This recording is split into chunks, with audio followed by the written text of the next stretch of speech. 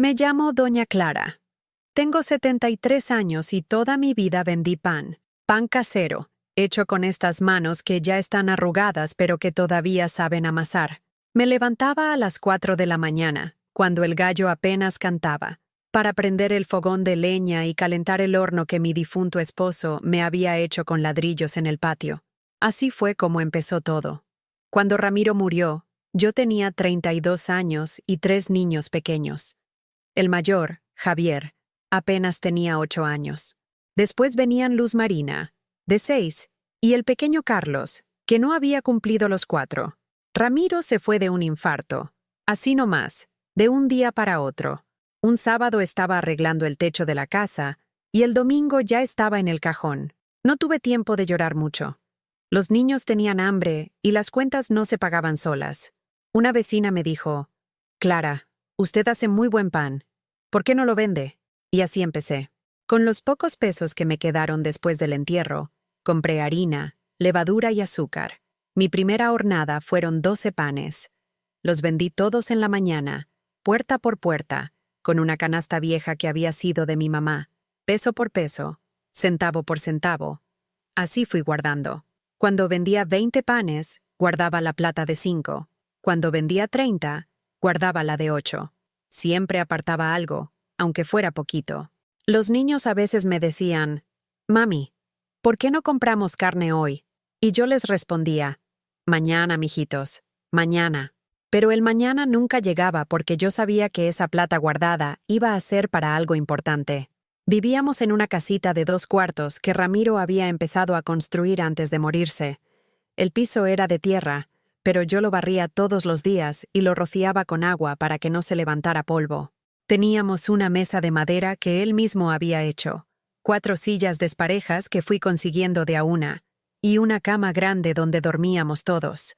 Los niños en el medio, yo en la orilla, siempre alerta por si alguno se enfermaba en la noche. El fogón estaba en el patio, bajo un techo de zinc que hacía mucho ruido cuando llovía. Ahí cocinaba todo. El pan, la comida, calentaba el agua para bañar a los niños. Mis manos siempre olían a humo y a masa. Por las mañanas, cuando amasaba, los niños todavía dormían, y yo aprovechaba ese silencio para rezar. «Virgencita», le decía bajito, «ayúdame a sacar adelante a estos muchachos». Y ella me ayudó. Todos los días me ayudó. Los años pasaron, y mi negocio creció. Ya no eran 12 panes, sino 50, 80, hasta 100 algunos días. Tenía clientes fijos, doña Carmen, que vivía en la esquina y me compraba 6 panes todos los martes.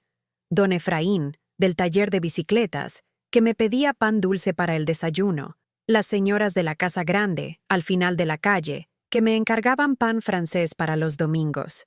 Javier creció y me ayudaba a repartir. Luz Marina aprendió a hacer cuentas y me llevaba la contabilidad en un cuaderno rayado.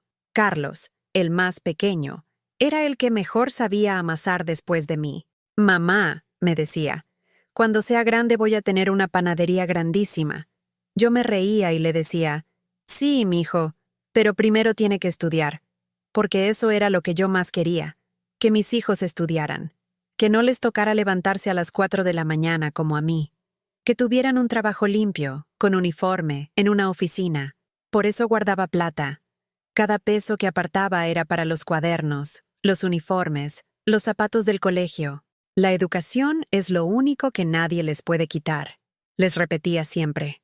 Los años pasaron volando. Javier terminó el bachillerato y consiguió trabajo en una fábrica de la ciudad. Se fue de la casa cuando tenía 18 años. «Mamá», me dijo, «voy a mandar plata todos los meses». Y cumplió. Los primeros años me mandaba lo que podía. No era mucho, pero algo ayudaba. Luz Marina se casó joven, a los 19, con un muchacho bueno que trabajaba en la alcaldía. Se fueron a vivir a otro pueblo, a 2 horas de aquí.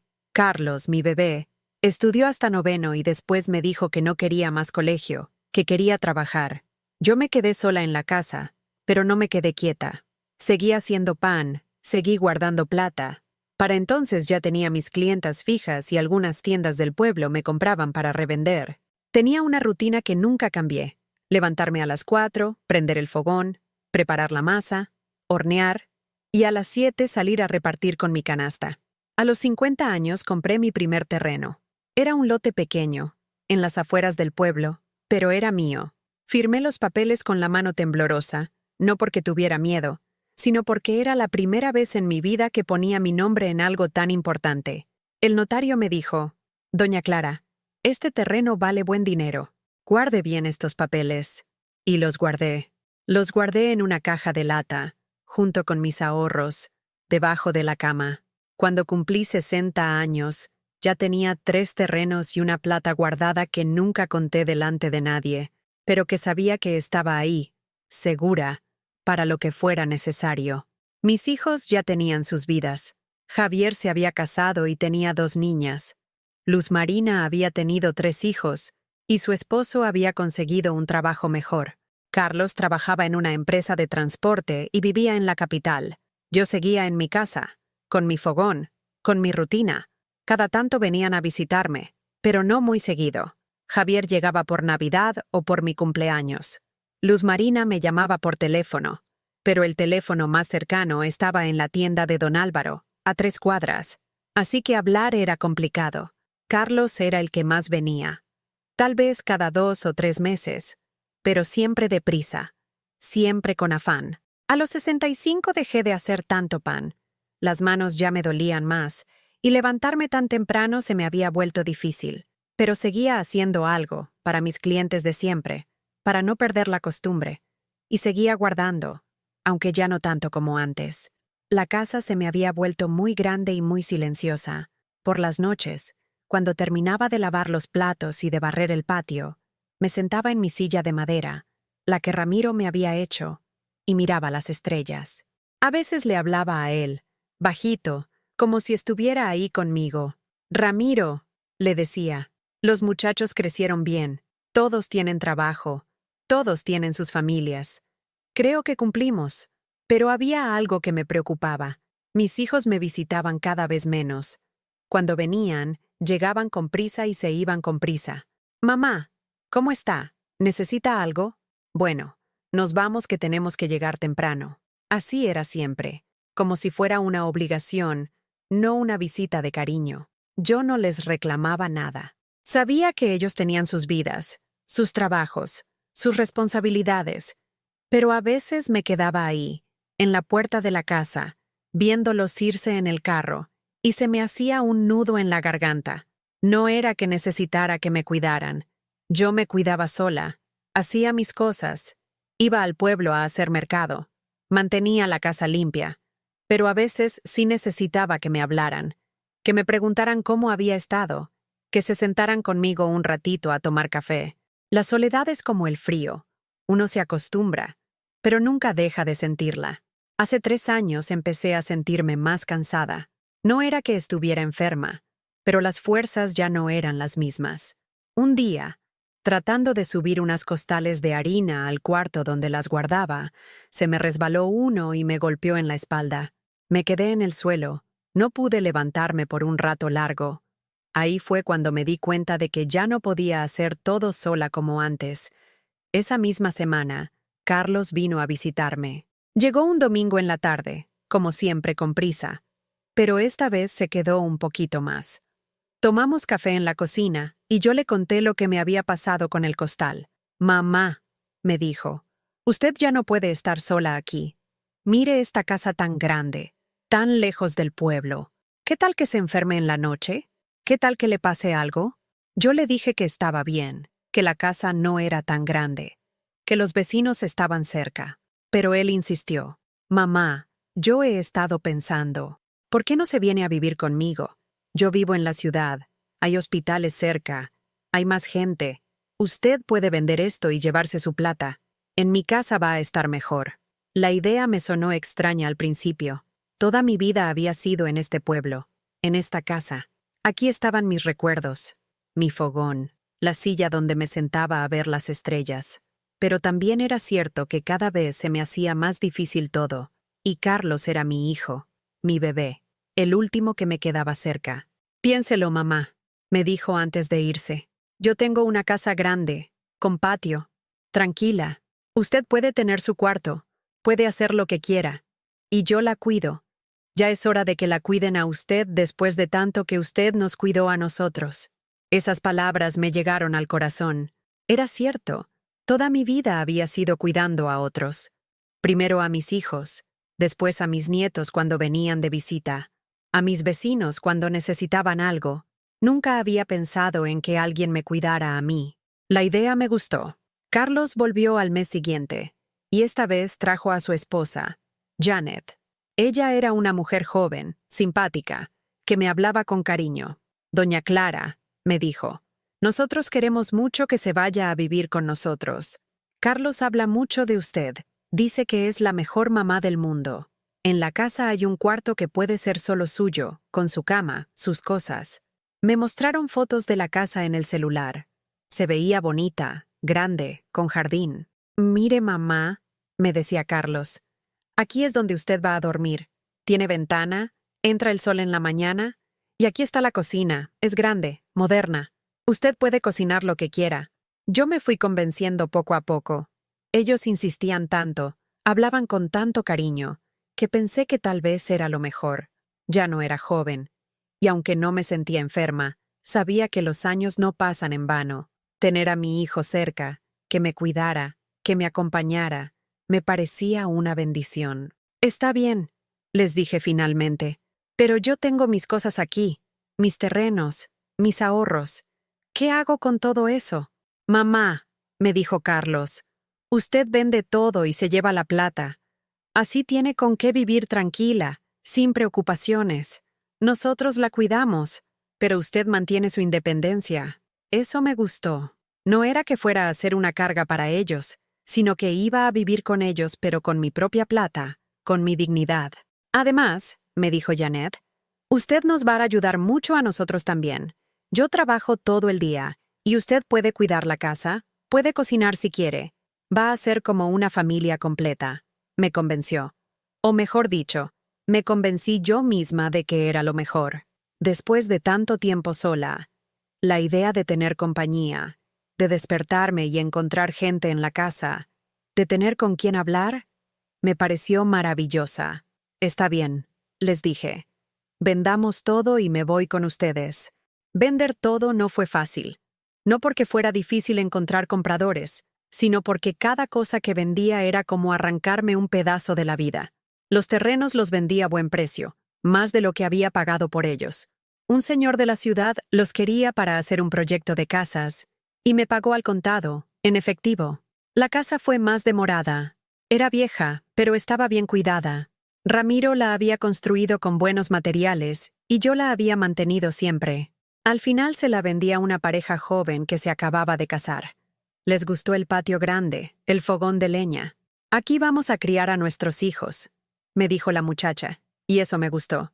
Saber que la casa iba a seguir siendo un hogar. Empaqué mis cosas en 3 bultos grandes, ropa, algunas ollas, la radio vieja que me había regalado Luz Marina, las fotos de Ramiro y de los niños cuando eran pequeños. Todo lo demás lo regalé o lo vendí barato. Los muebles, los trastos de la cocina, hasta el colchón de la cama. Mamá, me decía Carlos, en la casa nueva no necesita nada de esto. Todo es nuevo, moderno. El día que me fui del pueblo, varios vecinos vinieron a despedirme. Doña Carmen, mi primera cliente, me trajo una torta que había hecho. Clara, me dijo con los ojos aguados, usted va a hacer mucha falta aquí. ¿Quién nos va a hacer el pan ahora? Don Efraín me regaló una imagen de la Virgen del Carmen, para que la acompañe en su nueva casa. Me dijo. Yo traté de no llorar, pero se me hizo imposible. 40 años viviendo en el mismo lugar, conociendo a la misma gente, siguiendo la misma rutina. Era como nacer de nuevo a los 70 años. Carlos llegó en un carro grande, con Janet y con un primo que les ayudaba a cargar. Metieron mis bultos en la parte de atrás y me ayudaron a subir adelante. ¿Lista, mamá?, me preguntó Carlos. Lista, le dije, aunque no me sentía lista para nada. El viaje duró 3 horas. Yo iba callada, mirando por la ventana cómo se perdía mi pueblo, mis montañas, mis caminos conocidos. Janet trataba de animarme. Me contaba cosas de la ciudad, de los vecinos, de las tiendas que había cerca de la casa. Doña Clara, va a ver que le va a gustar mucho. Es más cómodo, hay más movimiento, más gente. Llegamos en la tarde. La casa sí era grande, como me habían dicho. Tenía rejas bonitas, jardín al frente, 2 pisos. Se veía próspera, como de gente que estaba bien económicamente. Mire, mamá, me dijo Carlos. Aquí es donde vamos a vivir todos juntos. Me mostraron el cuarto que iba a ser mío. Estaba en la parte de atrás de la casa, pasando la cocina. Era un cuarto pequeño, con una cama sencilla, un closet viejo y una silla plástica. La ventana daba al patio de atrás, donde había ropa tendida y unos tanques de agua. Es tranquilo, me dijo Janet. Aquí no la molesta el ruido de la calle. Yo no dije nada, pero el cuarto me pareció triste. Las paredes estaban manchadas de humedad, el piso tenía baldosas rotas, y olía a encierro, como si llevara mucho tiempo cerrado. No se parecía en nada a las fotos que me habían mostrado en el celular. Es temporal, mamá, me dijo Carlos cuando vio mi cara. Estamos arreglando el cuarto de adelante, el que tiene ventana a la calle. Pero mientras tanto, usted puede estar aquí, cómoda y tranquila.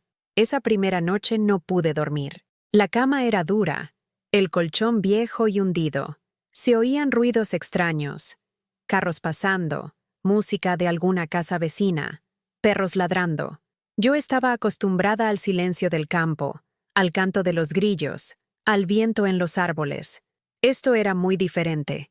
Me levanté varias veces a mirar por la ventana. El patio estaba oscuro. Solo se veía la ropa colgada moviéndose con el viento. Extrañé mi casa, mi silla de madera, mis estrellas. Pero me dije a mí misma, Clara, esto es por tu bien. Carlos te quiere. Te trajo aquí para cuidarte. Dale tiempo, ya te vas a acostumbrar. Los primeros días traté de adaptarme. Me levantaba temprano, como siempre había hecho, pero en esta casa nadie se levantaba temprano. Carlos salía para el trabajo a las 7:30, Janet a las 8. Yo me quedaba sola hasta las 6 de la tarde, cuando Carlos volvía, y hasta las 7, cuando llegaba Janet. Al principio pensé que era normal.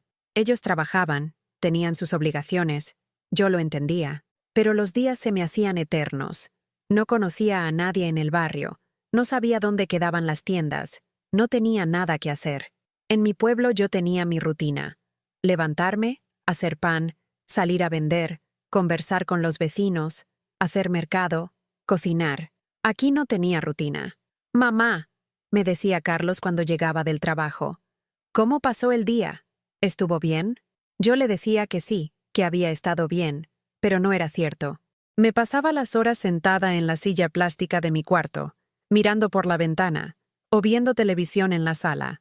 Pero la televisión era de ellos, y yo me sentía como invitada en mi propia casa. Janet me había dicho que podía cocinar si quería, pero cuando traté de usar la cocina, me di cuenta de que no sabía cómo funcionaba. Era una cocina de gas, con hornillas modernas, muy diferente a mi fogón de leña. El primer día que traté de hacer algo, se me quemó la comida y se llenó la casa de humo. Janet llegó y me dijo, «Ay, doña Clara, mejor deje que yo cocino. Usted descanse. Para eso la trajimos, para que descanse». Pero yo no quería descansar. Yo quería hacer algo. Sentirme útil. Sentir que tenía un propósito. Toda mi vida había sido trabajando, haciendo algo con las manos, moviendo el cuerpo. Estar sentada todo el día me hacía sentir como si ya estuviera muerta. Las semanas pasaron y las cosas no mejoraron. Carlos y Janet llegaban cansados del trabajo y se encerraban en su cuarto a ver televisión. Cenábamos juntos, pero era una cena rápida, casi sin hablar. «¿Cómo le fue hoy, mamá?» «Bien, mijo, bien». «Qué bueno. Mañana vamos a salir temprano. Tenemos que hacer unas vueltas». Y así todos los días. Los fines de semana pensé que iba a ser diferente, que íbamos a compartir más tiempo. Pero no era así. Carlos se levantaba tarde, desayunaba, y se iba con sus amigos a hacer deporte o a tomar cerveza. Janet limpiaba la casa, lavaba ropa, y se quedaba viendo novelas en la tarde. Yo seguía en mi cuarto, sin saber qué hacer. Un día me armé de valor y les dije, «Hijos, yo me siento muy sola aquí. ¿No podríamos salir a caminar, o ir a conocer el pueblo, o visitar a algún familiar?» Carlos me dijo, sí, mamá, un día de estos la llevamos a dar una vuelta. Pero ese día nunca llegó. Empecé a sentir que estaba estorbando. Cuando me levantaba en la mañana y salía de mi cuarto, veía que ellos desayunaban deprisa, casi sin hablar, como si mi presencia los incomodara. Cuando trataba de ayudar con algo, me decían, no, doña Clara, deje así, nosotros lo hacemos. Cuando prendía la radio en la sala, Janet venía y me decía, ay, ese ruido me da dolor de cabeza. ¿Puede bajarle el volumen? Poco a poco me fui encerrando en mi cuarto. Desayunaba sola, almorzaba sola, pasaba el día sola. Ellos dejaban comida servida para mí, pero no comíamos juntos. Era como si fuera una inquilina que pagaba arriendo, no como si fuera familia. El cuarto cada día me parecía más pequeño y más triste. La humedad de las paredes había empeorado, y ya tenía manchas verdes que parecían moho.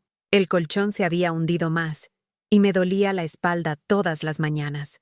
La silla plástica se había roto de una pata, y Carlos me dijo que después la arreglaba, pero nunca lo hizo.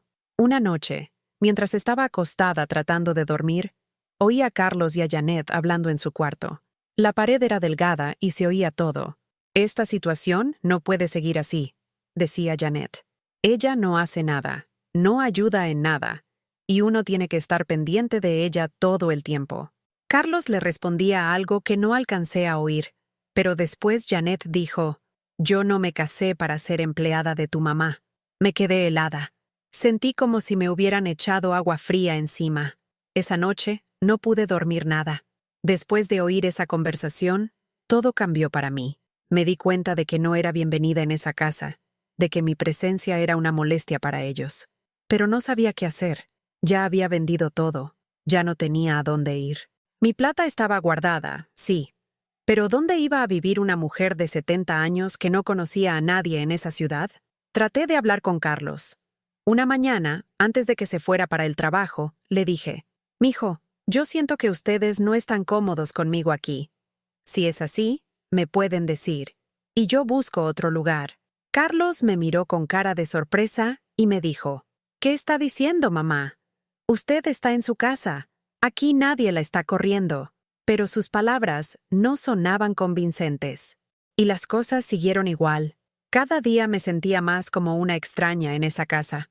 Janet ya no me hablaba con cariño como al principio, sino que me respondía con monosílabos. Buenos días, Janet. ¿Hola? ¿Cómo amaneció? Bien. Y se iba para su cuarto. Carlos también estaba distante. Llegaba del trabajo, cenaba rápido y se encerraba con su esposa. Los fines de semana se levantaba, desayunaba y se iba. A veces llegaba tarde, oliendo a trago, y se acostaba sin decirme buenas noches. Yo me quedaba en mi cuarto, cada vez más tiempo. Salía para ir al baño, para buscar comida, y me volvía a encerrar.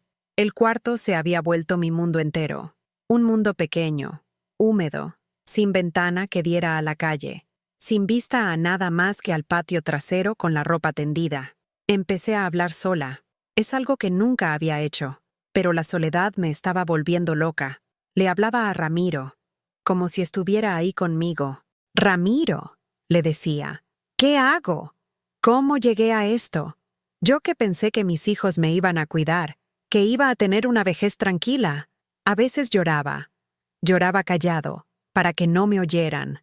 Lloraba por mi casa vendida, por mi pueblo perdido, por mis años desperdiciados esperando un cariño que nunca llegaba. Lloraba por haberme creído las promesas, por haber confiado tanto. Los días se volvieron semanas, y las semanas meses. Mi salud empezó a empeorar. No era que estuviera enferma, pero el encierro, la tristeza, la mala alimentación me tenían débil. Bajé de peso, se me cayó el pelo, se me hundieron los ojos.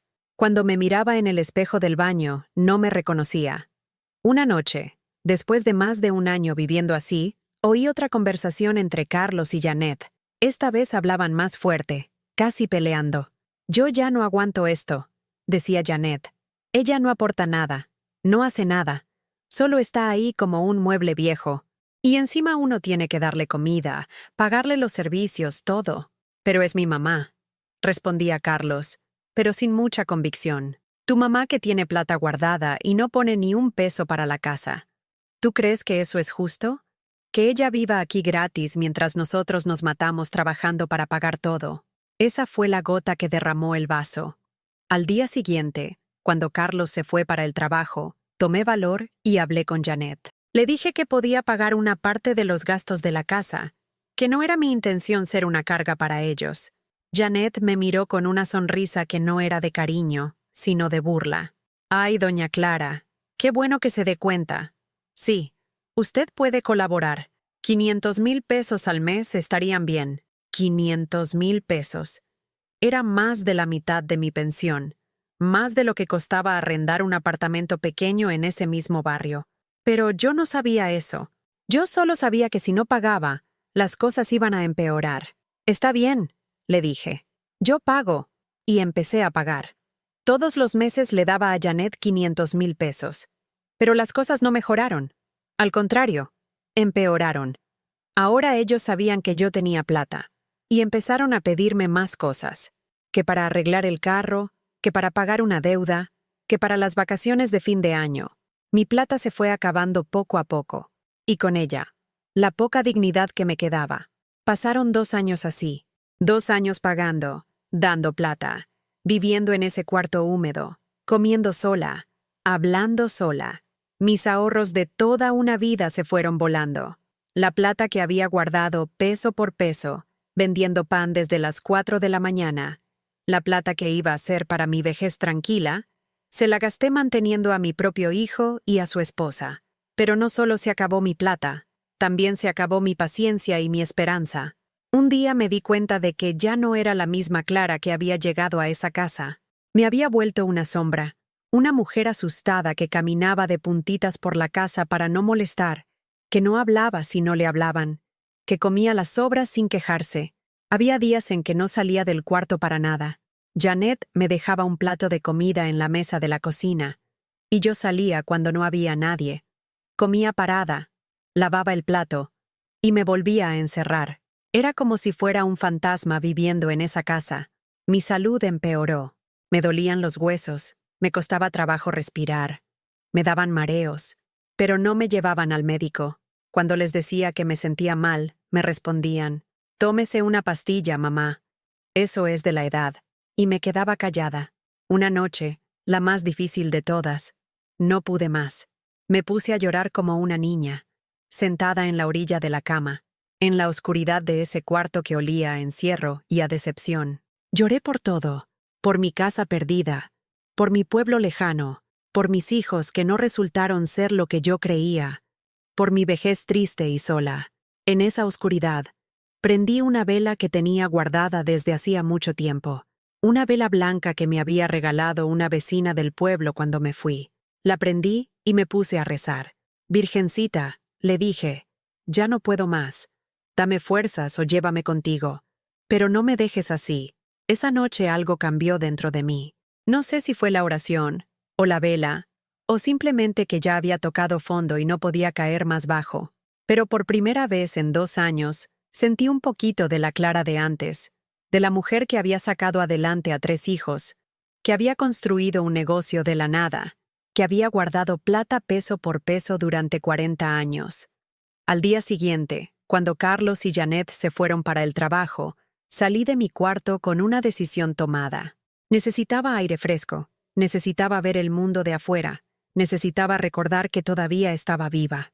Me vestí con la mejor ropa que tenía, me peiné como pude, y salí de la casa. Caminé por el barrio sin rumbo fijo. Era la primera vez en 2 años que salía sola a la calle. Todo me parecía nuevo. Las casas, las tiendas, la gente. Me senté en un parque pequeño que había a 2 cuadras y me quedé ahí, viendo pasar a la gente, oyendo el ruido de los carros, sintiendo el sol en la cara. Una señora mayor se sentó a mi lado. Era más o menos de mi edad, bien arreglada, con cara amable. «Buenos días», me dijo. «Buenos días», le respondí. Nos quedamos calladas un rato, las dos mirando a los niños que jugaban en el parque. «¿Usted es nueva en el barrio?», me preguntó. «Sí», le dije. «Vivo con mi hijo, pero no salgo mucho». Ella se rió. «Ay, sí, uno se acostumbra a estar en la casa y después da pereza salir. Yo soy Esperanza, vivo aquí cerquita». «Esperanza. Qué nombre tan bonito. Y qué oportuno. Hablamos un rato. Me contó del barrio, de los vecinos, de las tiendas. Era una conversación normal, como las que yo tenía con mis vecinas en el pueblo, y me hizo recordar lo que era hablar con alguien que no me veía como una carga. ¿Y usted cómo se llama?, me preguntó. Clara, le dije. Doña Clara, qué gusto conocerla. Yo vengo aquí todas las mañanas, después del desayuno. Si quiere, nos vemos mañana y charlamos un rato. Esa noche, por primera vez en mucho tiempo, cené con un poquito de apetito. Janet me sirvió el plato, como siempre, sin hablarme. Pero yo me sentí diferente. Había hablado con alguien. Había salido de mi cuarto. Había sentido el sol. Era poco, pero era algo.